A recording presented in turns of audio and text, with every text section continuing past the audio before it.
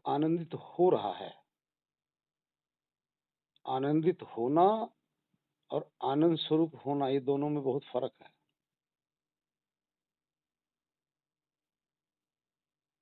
आनंदित जो हो रहा है वो दूसरा है, आनंद जिसका है वो दूसरा है।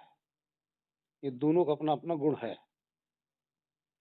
तो कहने का तात्पर्य जी, मन जो है आत्मा में प्रवेश नहीं कर सकता।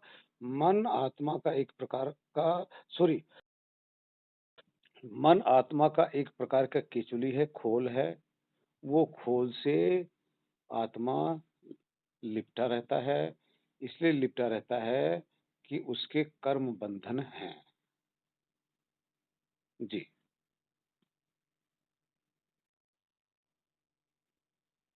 आज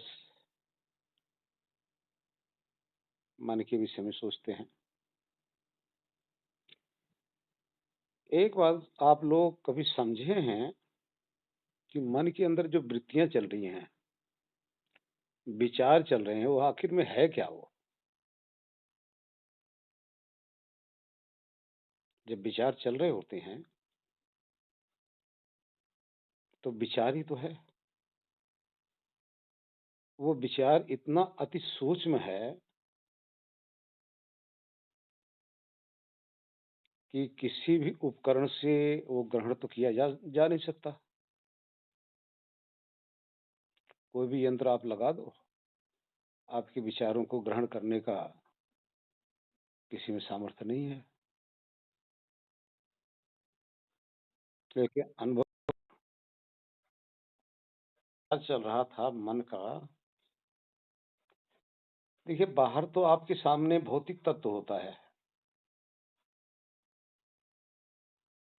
प्राणी भी होते हैं, पदार्थ भी होते हैं। उसमें तो आप आसक्त होते हैं, तो ये तो मान लिया जाए कि चलो भी ठीक है, वस्तु है। जायज़ है कि आपकी कामना वस्तु में हो सकती है, क्योंकि किसी में शब्द है, किसी में रस है, किसी में रूप है, किसी में गंध है, तो किसी में स्पर्श है। लेकिन एक आप बताइए कि अंदर जो विचार चल रहे हैं, अति सूक्ष्म विचार है, जबकि वस्तु है भी नहीं वहाँ। वस्तु भी नहीं है और आप उसमें आकर्षित हो जाते हैं, उसके साथ खिंच जाते हैं, उसमें तल्लीन हो जाते हैं और आपको पता भी नहीं चलने पाता कि आखिर में हो क्या रहा है।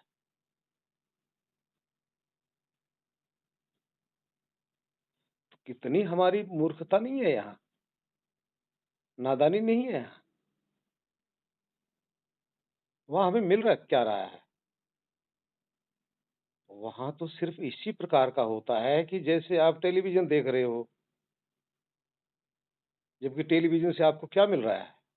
सिर्फ़ शब्द सुनाई दे रहा है, रूप दिखाई दे रहा है। लेकिन ध्यान रखना, अंदर ये मन रूपी टेलीविज़न के अंदर पाँचों है, शब्द, रस, रूप, गंध, स्पर्श, पाँचों गुण वहाँ प्रकट है। वहाँ आप देख रहे हो और उसी में मस्त होते रहते हो। कभी समझे हो?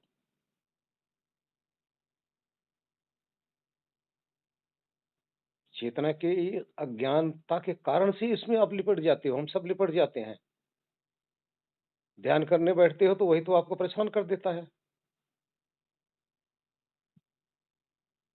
कब समझोगे उसको? हमें समझना चाहिए ना कि वो व्यर्थ का कूड़ा करकट तो है, जिससे हमें कुछ मिलना भी नहीं है।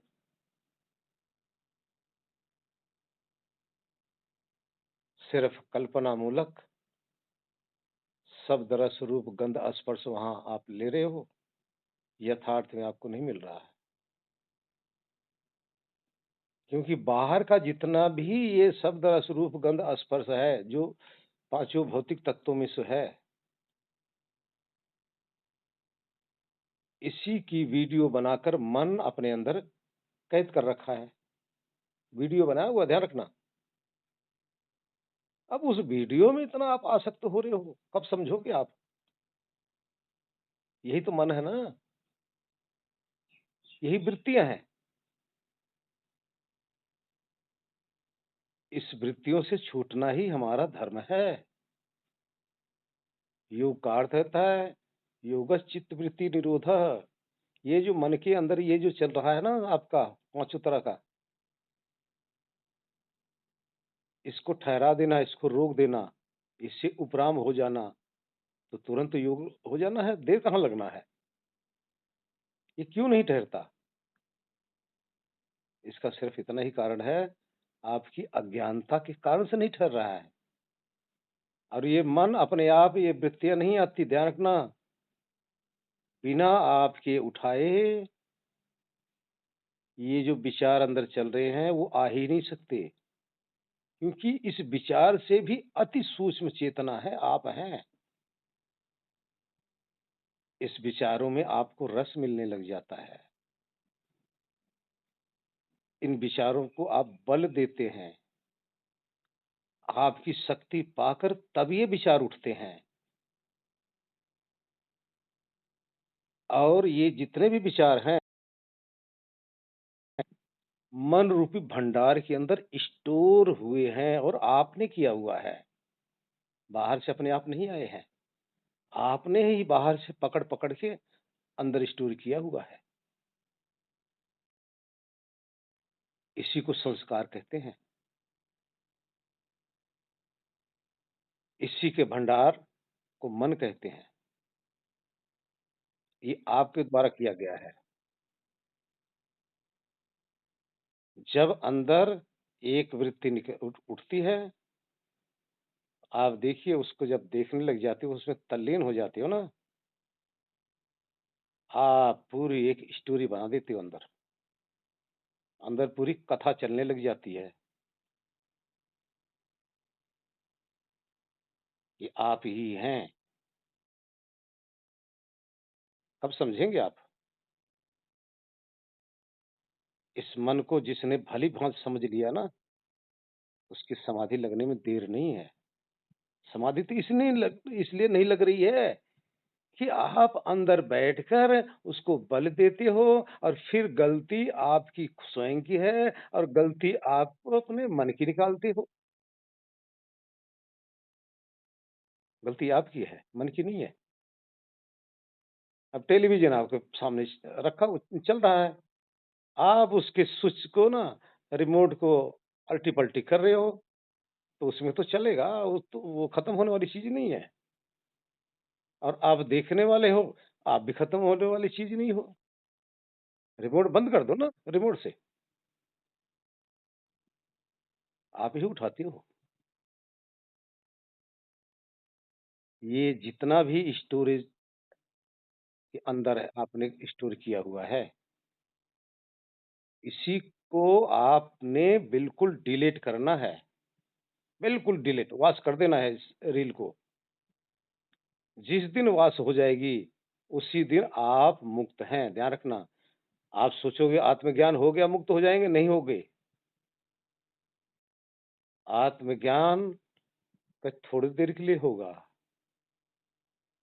अगर आत्मज्ञान से तुरंत मुक्ति होती हो, तो आत्मज्ञान होते ही तुरंत का तुरंत प्राणी को इस शरीर से निकल जाना चाहिए। कभी आपने अनुभव किया? ऐसा कोई हुआ है? नहीं होता। मुक्ति का अर्थ होता है, ये पूरी रील आपको डिलीट करनी पड़ेगी, जो आपने इस मन रूपी मेमोरी के अंदर स्टोरेज किया हुआ है। और यही साधना में इसको डिलीट करना पड़ता है। जितना इसमें स्टोरेज है, आपने कर रखा है साधना के द्वारा। जब आप की समाधि लगती है, आप उस ब्रह्मानंद में जितने समय तक आप डूबे रहेंगे, तो आप उठ के देखेंगे कि यही जो वृत्तियाँ आपकी जो चल रही थी, ये वृत्तियाँ अति आपकी सूक्ष्म और हो जाएँगी। कभी उठोगे आप ध्यान से, तो उस समय आपको देखोगे बिल्कुल मन खाली रहता है। मन खाली क्यों रहता है? मन खाली इसलिए रहता है कि उतनी देर तक आपने मन को बिल्कुल वॉश किया, साफ किया। इसलिए वृत्तियाँ आपकी नहीं उठ रही हैं। इस तरह से इसको समझना पड़ेगा, करना पड़ेगा। बहुत ही गहराई का ये सब विषय हैं, नारायण। देखिए जागृति में क्या करना है हमें, जागृति के अंदर ये जो हमारे मार्ग पे जितनी भी बाधक वृत्तियाँ हैं, इनको बाहर से लाके अंदर स्टोर नहीं करना है।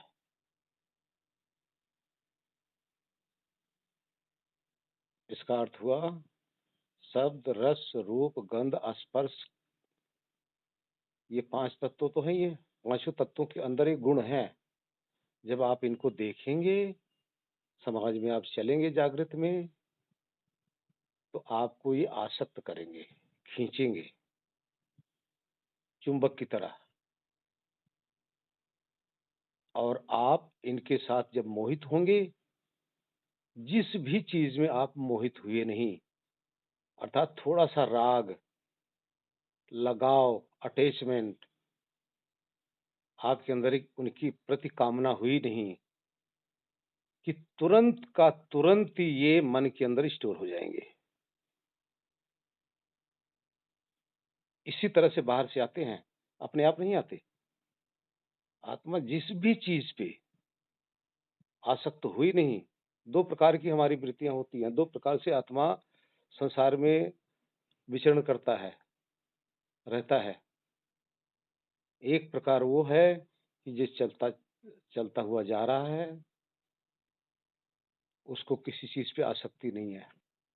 यानी कोई चीज़ उसको खींच नहीं पा रही है अपनी तरफ चुंबक की तरह। जब खींच नहीं पा रही है, तो उस समय कोई भी वृत्ति अंदर नहीं आएगी, मन के अंदर स्टोर नहीं होगी। लेकिन जिस समय आत्मा उस पे खिंच गया, चेतना उस पे खिंच गई, खींचते ही उसकी वृत्ति मन के अंदर स्टोर हो जाएगी। अब ये जो स्टोर हो गई, ये आपको जब साधना करने बैठेंगे शाम को ना, तो ये आपके सामने आके खड़ी हो जाएगी। तो आपने क्या करना है, समाज में रहते हुए, ये जो आसक्ति है, इस पे काबू करो। जब इस पे काबू कर लेंगे, तो ये सब चीज़ें आनी आपके अंदर स्टोर होना बंद हो जाएगा। जागृत में आपने कैसे करना है? इसको तो स्टोर नहीं करना है, लेकिन हर तत्व के अंदर देखते हुए, हर तत्व के अंदर जो भी देखेंगे, ऐसा नहीं कि आप देखेंगे नहीं, सब कुछ देखो, सब कुछ भोगो, आपको दृष्टि बदलनी है बस। मोह दृष्टि हटाकर ज्ञान दृष्टि ले आइए। ज्ञान दृष्टि से किसी को आप देखेंगे, ना तो आपको कोई पति दिखाई देगा, ना किसी को कोई पत्नी दिखाई देगी, ना किसी को माँ दिखाई देगी, ना किसी को बेटा दिखाई देगा, ना किसी को स्त्री दिखाई देगी, ना किसी को कोई पुरुष दिखाई देगा। सबके अंदर आप जैसे एक चेतना दिखाई देगी। इसको स्टोर कर लो। जब ये स्टोर करेंगे ना, तो जब ध्यान के अंदर बैठेंगे ना, तो ये आपका सहायक बन जाएगा। ये आपकी समाधि के अंदर आपका सहायक बन के आपकी समाधि लगवाएगा। क्योंकि ये जो दृष्टि है ज्ञान मूलक है, और पहले वाली दृष्टि जो थी अज्ञान मूलक थी। किसी भी पदार्थ को आप देखते रहेंगे, खूब देखो, देखना वर्जित नहीं है। नीयत कैसी है आपकी, उसके आधार पर आप हँसेंगे या होंगे। आप किसमें फँस रहे हैं, क्या देख रहे हैं, ये आपकी नीयत के ऊपर बात है। और नियत कहाँ से होती है? आपके विवेक के ऊपर बात है होती है। आपका विवेक जैसा होगा वैसी आपकी नियत बनेगी। अगर आपका विवेक जागृत है, किसी भी चीज़ को देखते हुए, एक पौधा भी देख लेंगे, एक पत्ता भी देख लेंगे ना, उसके अंदर आपको परमात्मा की रचना नज़र आने लग जाएगी। जो भी देखेंगे रचना, उस रचना के अंदर रचनाकार आपको नज़र आने लग जाएगा, परमात्मा ही उसमें झाँकते हुए नज़र आएँगे। सूरज की तरफ देखेंगे, तो वहाँ भी लगेगा परमात्मा देखो, वहाँ से भी मुझे झाँक रहे हैं। फूलों के अंदर देखेंगे, तो आपको लगेगा देखो परमात्मा कैसे मुस्कुरा रहे हैं। पत्तों के अंदर आप देखेंगे, तो उसके अंदर देखो परमात्मा की कला बिखरी पड़ी है। अर्थात सब जगह परमात्मा की कलाएँ देखना है। लेकिन ये दृष्टि सदा बनी नहीं रहती। अगर आप कोशिश करेंगे, आपकी दृष्टि बदल सकती है। अगर ऐसी दृष्टि हो गई, तो आप ध्यान ना भी करेंगे ना, तो आपकी समाधि लगी पड़ी है। ज्ञान योग आपका लगा पड़ा है।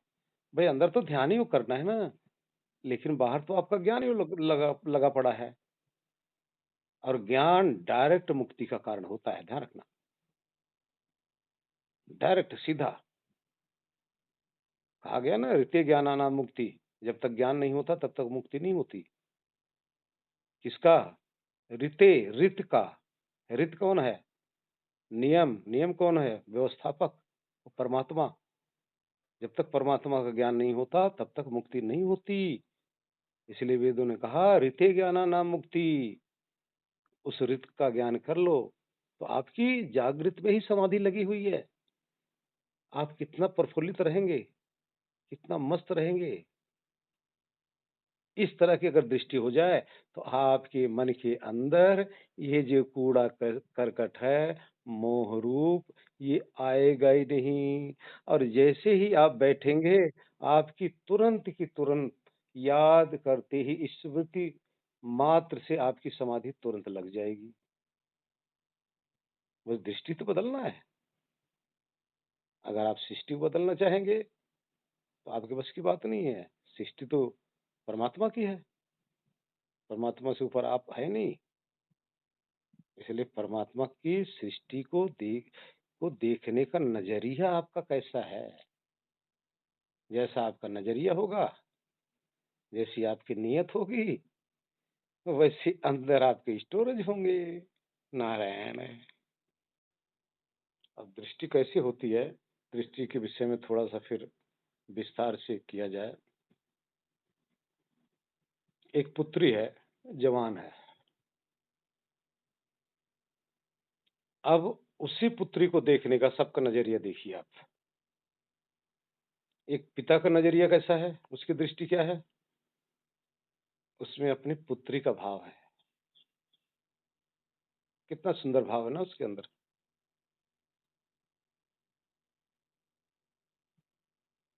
इसी प्रकार से एक साधु का नज़रिया होता है।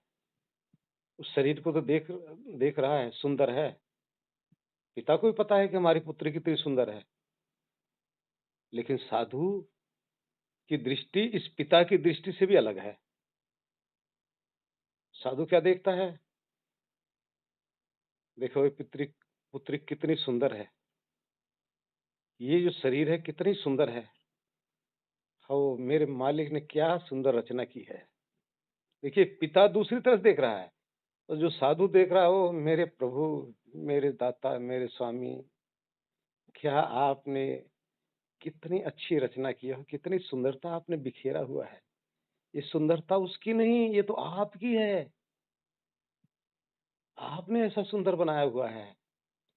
तो उस सुंदरता के अंदर साधु भगवान को देख रहा है और पिता के अंदर अपना लाड दिख रहा है, पुत्री से लाड कर रहा है और माता भी उसी तरह से। अच्छा भाई की दृष्टि देखिए, पिता और माता की दृष्टि से भाई की दृष्टि अलग हो गई, साधु की दृष्टि से भी अलग हो गई। लेकिन उसी दृष्टि उसी तत्व को अगर कोई अलग कोई लड़का देखता है, उसकी दृष्टि कामना की, भोग कामना की हो गई। वस्तु तो एक ही है ना। और उसी पुत्री को पति जब देखता है, तो उसकी दृष्टि अलग होती है। वस्तु एक ही है, दृष्टि का सिर्फ फ़र्क है। जैसे जिसकी दृष्टि होती है, वैसे ही ये परमात्मा की सृष्टि उसको नज़र आती है। परमात्मा की सृष्टि नहीं बदलती, परमात्मा की सृष्टि तो एक ही जैसी है। दृष्टि के अनुसार, सबकी दृष्टि के अनुसार ये सृष्टि बदली हुई है। इसीलिए सब में अनेकता पाई जाती है। किसी चीज़ को आप देखो, हम तो जाते हैं, पार्क में गए या कहीं भी गए, हम यहाँ भी बाहर निकलते हैं, पेड़-पौधे लगे हुए हैं, या पार्क में भी जाते हैं, तो वहाँ क्या देखते हैं? एक-एक फूल को देखते हैं, एक-एक पेड़ को देखते हैं। जब डाली हिल रही होती है, उसमें परमात्मा को झूलते हुए हम देखते हैं। उस डाली को सुलाते हुए परमात्मा को देखते हैं। हमारे मध्य में शर्मा जी हर बैठे हुए हैं 1-2 जन। इनको एक-एक पत्ता मैं कभी जो नीचे गिरा होता मैं तोड़ता नहीं पत्ता भी, और उस पत्ते को इनको मैं दिखाता हूँ, ये लोग खुद बताएँगे। उस पत्ते को दिखाता हूँ कि देखिए, कहाँ से ये डंठल से शुरू हुई है। एक-एक पत्ते को रेशे-रेशे को देखिए, जैसे आपकी पूरी शरीर के अंदर नसें हैं, ये सारी नसें हैं। और उसी नसों के द्वारा देखिए परमात्मा कैसे इसके अंदर हवा, पानी, अग्नि, मिट्टी कैसे पहुँचा रहे हैं, इन लोगों को मैं दिखाता हूँ। तो हम तो इनके अंदर ये देखते हैं, वो रचना क्या है? परमात्मा ही तो है उसके अंदर। आप लोग एसी में बैठे होंगे, पंखे में बैठे होंगे, बिजली कहीं ढूँढने जाओगे?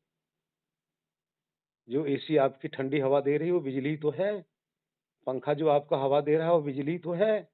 कहाँ ढूँढने जाओगे? तो जहाँ रचना हो रही है, वो रचनाकार परमात्मा ही तो है। अगर ऐसी दृष्टि बन जाए, तो आप इस सृष्टि के अंदर रहते हुए बंधन से बिल्कुल मुक्त हैं। बंधन नाम की चीज़ तो है ही नहीं। बंधन तो सिर्फ़ आपका मोह है। ऐसा हुआ नहीं कि चलते-फिरते आपकी समाधि लगी पड़ी है। समाधि लगी है, ध्यान रखना। समाधि का अर्थ मोह आपका भंग हुआ पड़ा है। ज्ञान आपका प्रकट है और आत्मा ज्ञान में तल्लीन है। सब जगह परमात्मा का अनुभव कर रहा है, परमात्मा का दर्शन कर रहा है और सभी देहों के अंदर आत्मा का अनुभव कर रहा है, आत्मा का साक्षात्कार कर रहा है। कहाँ छिपा है आत्मा? आपके सामने है। कहाँ छिपा है परमात्मा? आपके सामने है। लेकिन आपकी दृष्टि सही नहीं है। इस मोह रूपी दृष्टि से न तो आत्मा दिखाई देता है और न ही परमात्मा दिखाई देता है। कहाँ नहीं है? इस तरह से आप अनुभव करें। अरे अभिमुक्त हो भाई। नारायण। तो आपने क्या करना है? सिर्फ दृष्टि बदलना है। दृष्टि को सृष्टि को मत छेड़ो। ये परमात्मा की है। वो बहुत ताकतवर है भाई।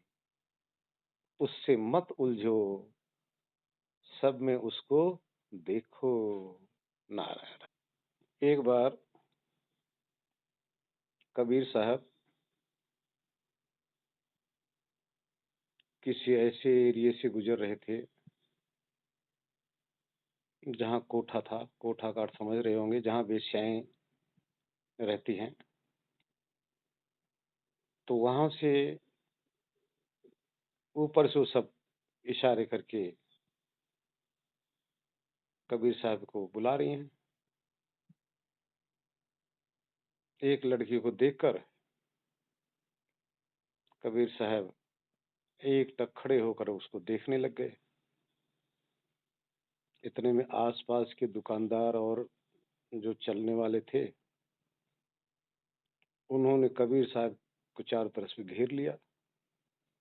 ये साधु है देखो, क्या देख रहा है, कितना गंदा नेचर है इसका, कितना गलत है ये। अब वो इशारा करके बुला रही है। कबीर साहब कह रहे हैं, हे माते, मैं ये देख रहा हूँ कि परमात्मा ने कितनी सुंदर तुम्हें बनाया है। काश मैं तुम्हारे कोख से पैदा हुआ होता, तुम हमारी माता होती, तो ऐसी ही सुंदर शरीर मेरी भी होती। अब ये शब्द सुनकर जो कबीर साहब पे लालायित थी, मोहित थी, उसका भी तुरंत का तुरंत नजरिया बदल गया। और जो सुनने वाले थे, जो कबीर साहब को गलत साबित करने पर तुले थे, उन सब की आंखों में आंसू आ गए। तो संत जन की दृष्टि तो ऐसे होती है। लेकिन जितने भी रागी हैं, जितने भी कामना वाले पुरुष हैं, इनकी दृष्टि तो मोह रूप रहेगी। जब मोह रूप रहेगी तो अपने ही जैसे साधु को भी सोचते हैं वो, साधु के भाव से नहीं सोचते। लेकिन कोई भी साधु जन, उसका भाव ही कुछ और होता है। देखेगा, आपसे बात भी करेगा, लेकिन आप में जो देखेगा वो कुछ और ही देखेगा। लेकिन आप जो देखोगे वो कुछ और ही देखोगे। इसलिए साधु की दृष्टि बनते ही सारा संसार में देखते हुए भी उसकी साधना ही रहती है, साधना रत ही रहता है। अर्थात परमात्मा को साधता रहता है और समस्त देहों के अंदर आत्मा को साधता रहता है। तो ये साधु की दृष्टि बना लीजिए। नारायण जी।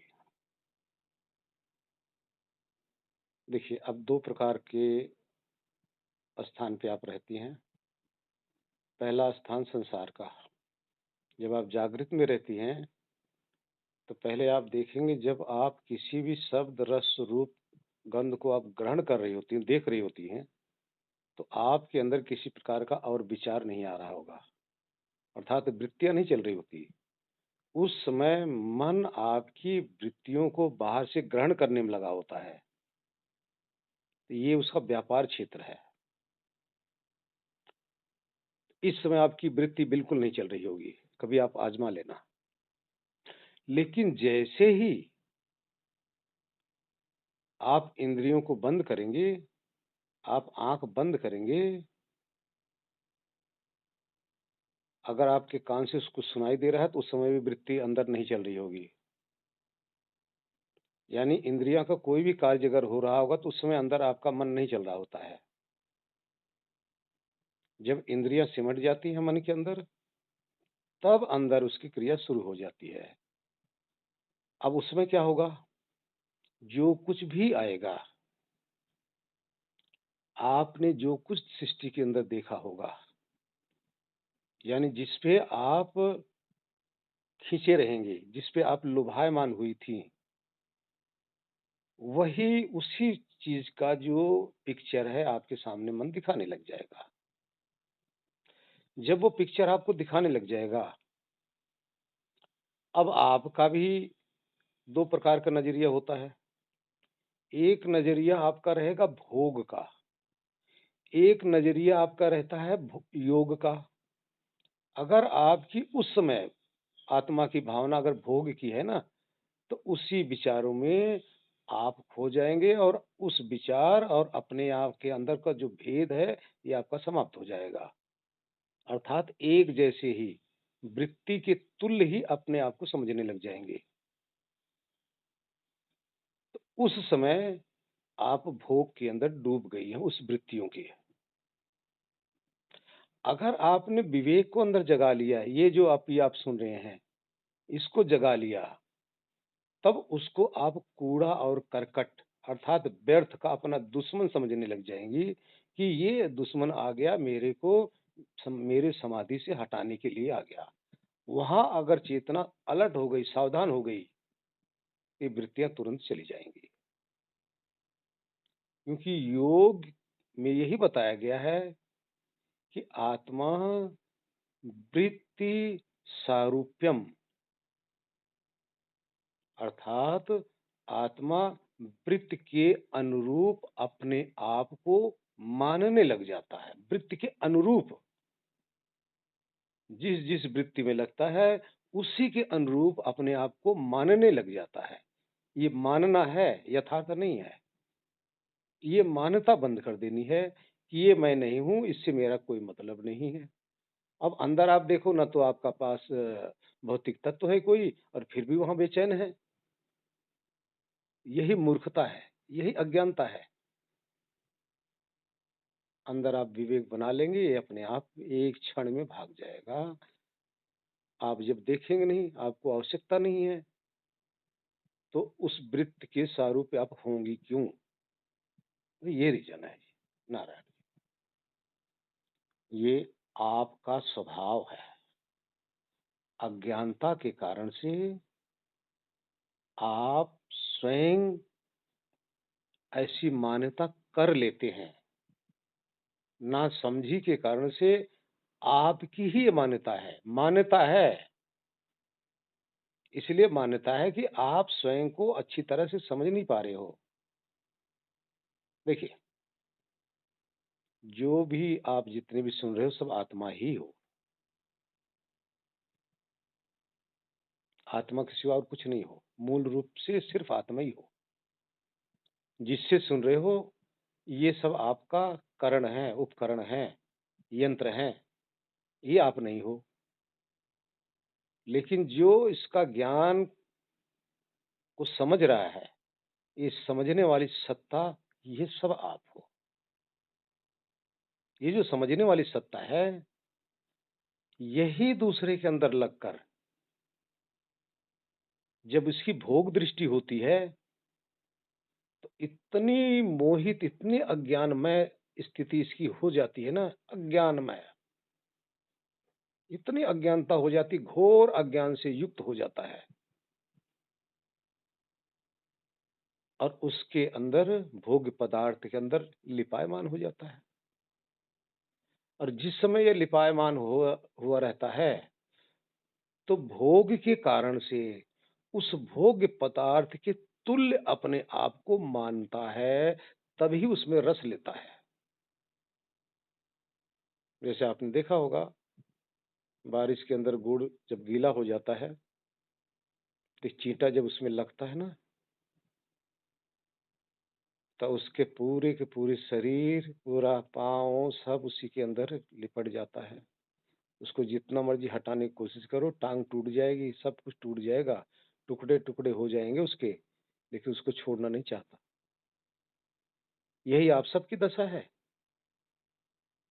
ये भोग दृष्टि के कारण से बंध जाता है और जिस चीज़ की भोग की दृष्टि इसकी होती है, उसके लिए फिर कर्म करता है। जब कर्म करता है, तो कर्ता हो जाता है। अर्थात उसको उसमें से सुख भोगने की जब चाहत होती है, तो भोक्ता हो जाता है और कर्ता और भोक्ता 2 बंधन हैं। तीसरा इसके सामने कोई बंधन है ही नहीं। लेकिन जब दृष्टा रहता है, ना कर्ता रहता है, ना भोक्ता रहता है, तो दृश्य है, लेकिन कर्ता और भोक्ता का जब भाव नहीं, तो बंधन उसके पास है ही नहीं।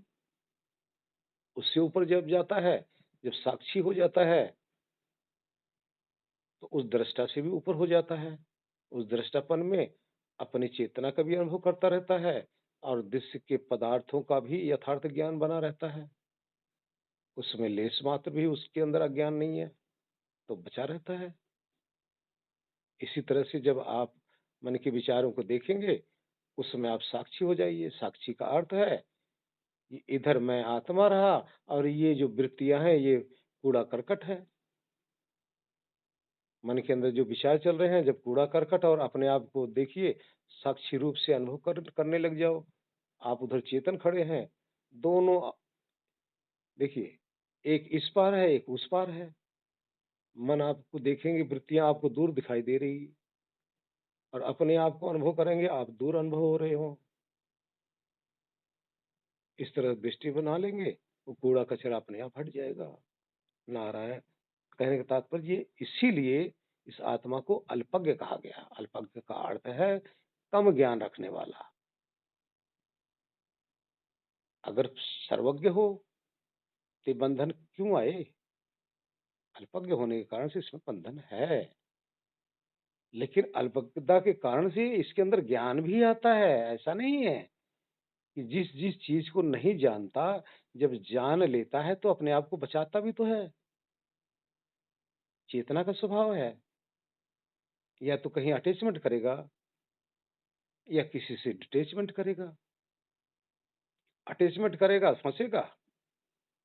डिटैचमेंट करेगा तो उसका 2 कारण होता है।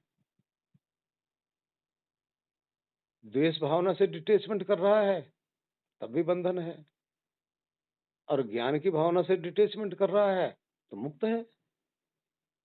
नारायण।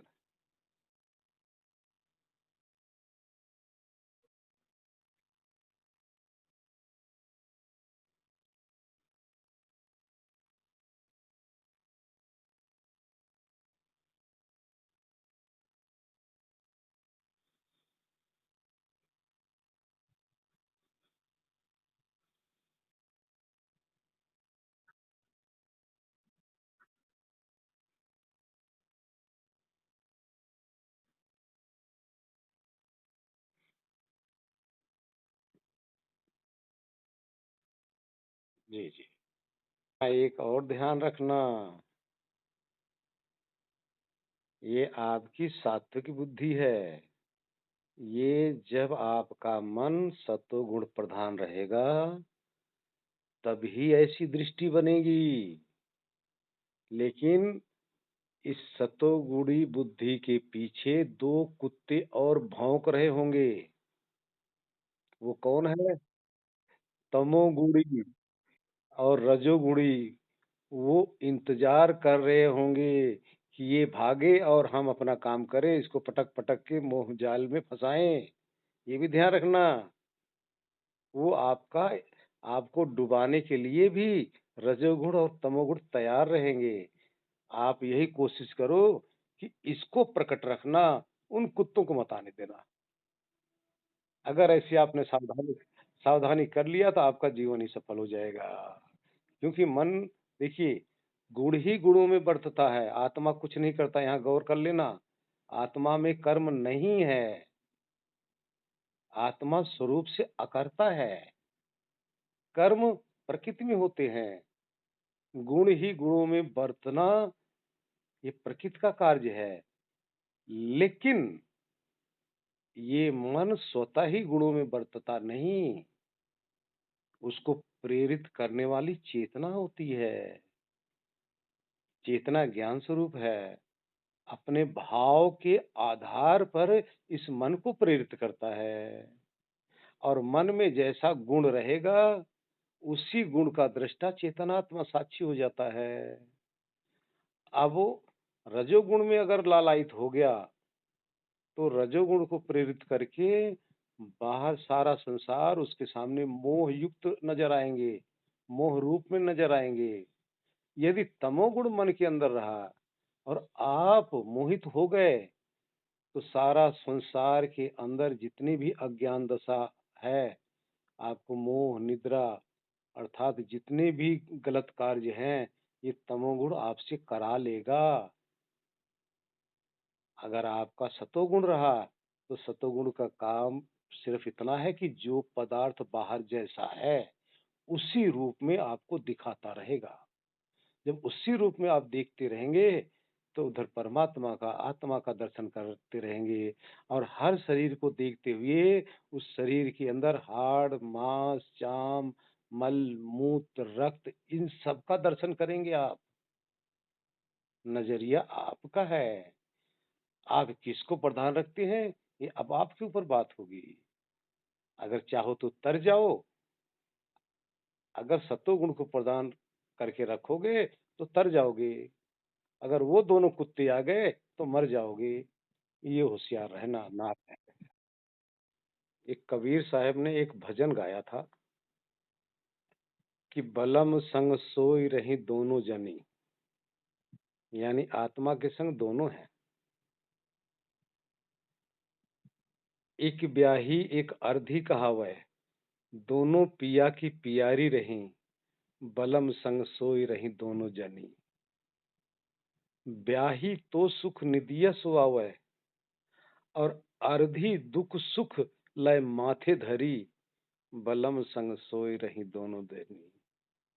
अर्थात एक आपकी कुदृष्टि है, एक आपकी सुदृष्टि है। जो सुदृष्टि है ये आत्मा की बड़ी प्यारी है, लेकिन आगे कहा है कि दोनों पिया को प्यारी रहीं, यानी आत्मा को दोनों प्यारी हैं। तो ये जो ब्याही है, ये इसको सतोगुण कहा है। ये दृष्टि हमेशा सुख, शांति और यथार्थ का अनुभव कराती रहती है। बाकी वो जो है, वो दुख सुख संसार का मृत्यु जाल में फंसाती रहती है। अगर उसको आप बना के रखेंगे तो लेश मात्र भी आपके पास कुबुद्धि आने ही नहीं पाएगी। और कुबुद्धि आएगी नहीं तो सद्बुद्धि प्रकट रहेगी, और सद्बुद्धि प्रकट रहेगी तो उसका काम सिर्फ सत्य को दिखाना है। आप हमेशा मग्न रहेंगे, मस्त रहेंगे, ज्ञान में भरपूर रहेंगे। कुछ भी करते हुए, कहीं भी जाते हुए आप परमात्मा में, परमात्मा आप में आप साक्षात दर्शन करते रहेंगे।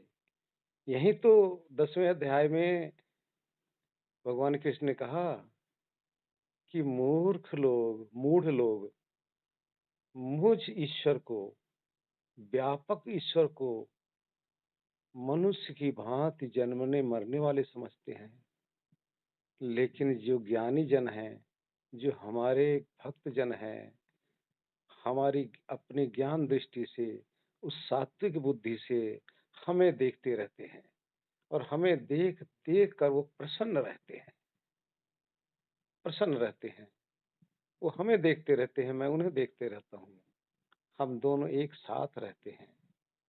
लेकिन मूढ़मति वाले हमें न देखते हुए हमारी मोह रूपी माया को देखते रहते हैं, और उसी में फंसे रहते हैं। नारायण। इस दुनिया में जितने भी महापुरुष आज तक जन्म लिए हैं, पैदा हुए हैं, सब ने इसी बुद्धि के द्वारा, इसी विवेक के द्वारा, इसी का नाम मेधा बुद्धि भी है, इसी का नाम ऋतंबरा भी है, इसी का नाम प्रज्ञा बुद्धि भी है। इस प्रज्ञा बुद्धि के सहारे सब तर गए, सारे महापुरुष। और सबों ने जाने के बावजूद भी अपनी लेखनी के द्वारा हमें भी रास्ता बता के गए हैं। अब कौन से रास्ते का उपयोग करना है? एक रास्ता तो आपके पास वो है, जब आपने जन्म लिया तो आपके सामने सारे ये मायावी माता पिता भाई बहन समाज संसार आपके सामने प्रकट है। एक रास्ता इन्होंने दिया आपको, इन्होंने जो रास्ता दिया है, इस संसार में भोग और मोह का रास्ता दिया है। दूसरा मार्ग जो दिया है, ये हमारे संत महापुरुषों ने योग का मार्ग दिया है। अब ये जो आपको मार्ग दिया जा रहा है, ये आपका ज्ञान दृष्टि का मार्ग दिया जा रहा है। जैसे आपको रहना है, जैसे आपको करना है, आप यहाँ स्वतंत्र हैं, क्योंकि आत्मा को परमात्मा कभी परतंत्र नहीं करते। आप स्वतंत्र हैं। अपनी स्वतंत्रता के द्वारा जो चाहो करो, लेकिन फल की जब बारी आएगी तो आपके अपने हाथ में नहीं रह जाएगा। जैसे आपने डला उठाया हाथ से और उसको फेंक दिया, और डला को जब फेंके तो किसी के सर का निशाना आपने लगाया। अब वो जो डला, जो पत्थर जाके किसी के सर पे जब लगेगा, तो ये आपके अधीन पे नहीं है। अब उसका जो परिणाम जो होगा वो तो भोगने के लिए आप तैयार रहेंगे। लेकिन जो पत्थर आप जब उठा रहे हो ना, यहाँ तक आपके अधीन है। आप पत्थर उठाकर किसी के सर पे फेंक भी सकते हो और उसको रोक भी सकते हो। यहाँ आप स्वतंत्र हैं। लेकिन जब आप कर बैठते हैं कर्म, तब आप यहाँ परतंत्र हो जाते हैं। अब वहां फिर परमात्मा की बारी आ जाती है। जब परमात्मा की बारी आती है, जब वो आपको आपकी इस कर्मों का फल देने लग जाता है, तो आप रोने चिल्लाने लग जाते हो। और जिस समय वो पत्थर फेंक रहे थे, तो कितनी खुशी में, कितनी मस्ती में, कितनी राग में, कितने मोह में, कितनी क्रोध में। आप ही ने तो फेंका है ना। फेंका है तो भोगेगा कौन? इस तरह संसार में समझो, करो, नारायण। जन्म लेते ही मृत्यु का भय शुरू हो जाता है। मृत्यु के भय से आप पानी पीते हो। मृत्यु के भय से ही आप अन्न ग्रहण करते हो। मृत्यु के भय से ही आप गर्मी से बचने का प्रयत्न करते हो, सर्दी से बचने का प्रयत्न करते हो। मृत्यु के भय से ही आप दवाइयाँ लेने का प्रयत्न करते हो। मृत्यु के भय से ही आप जब चलते हो तो संभल-संभल के चलते हो। हर जगह मृत्यु का भय है, चाहे आपके सूक्ष्म रूप से है, चाहे स्थूल रूप से है। इसी का नाम है अभिनिवेश। शास्त्रों के अनुसार अभिनिवेश दुःख। ये अभिनिवेश मृत्यु को कहते हैं। और मृत्यु है किसकी? शरीर की। और शरीर है किसका? परमात्मा का। शरीर में बैठा कौन है? आप। आपका शरीर के साथ संयोग को ही जन्म कहते हैं। आत्मा का शरीर से वियोग का नाम ही मृत्यु होती है। कोई भी, जितने भी बैठे हो, अपना अनुभव करो, अपने दिल से पूछो, स्वयं से पूछो कि क्या आप के पास जितना भी पदार्थ है, जो भी आपने अर्जन किया हुआ है, छोड़ना चाहते हो? नहीं छोड़ना चाहते। क्या शरीर छोड़ना चाहते हो? नहीं छोड़ना चाहते। शरीर को सजाना चाहते हैं, शरीर को जिलाना चाहते हैं। मृत शैया पे भी है जो लेटा होता है, वो भी चाहता है कि मैं न मरूं। तो ये मृत्यु का भय सबको रहता है। लेकिन ये जो अभिनिवेश अर्थात मृत्यु का भय है, जब तक आत्म साक्षात्कार नहीं होता, तब तक ये बना रहता है। आत्म साक्षात्कार के बाद में मृत्यु का भय समाप्त हो जाता है। नारायण। वैसे 5 प्रकार का भय है, ये लास्ट में ये मृत्यु का भय है, अभिनिवेश कहा गया है।